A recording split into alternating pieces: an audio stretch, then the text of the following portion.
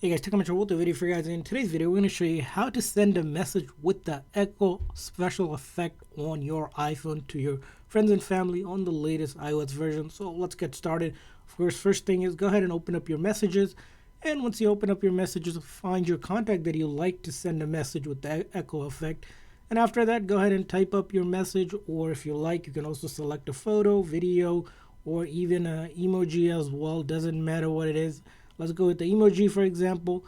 And in order to send it with this echo effect, all you do is you see that icon pointing upward, that arrow icon. Instead of just clicking on it, you're going to press and hold. So when you press and hold, you'll activate the effect menu. And then all you do is slide over to the screen here.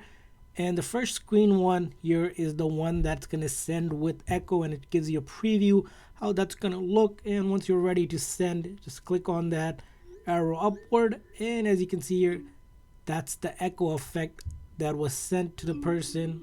Again, that's how they're going to receive it on their end. And you can replay it one more time just to show you how the echo effect works.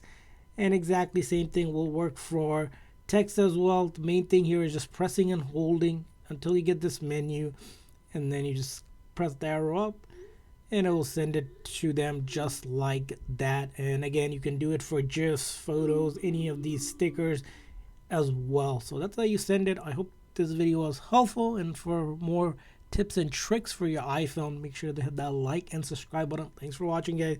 See you guys next time.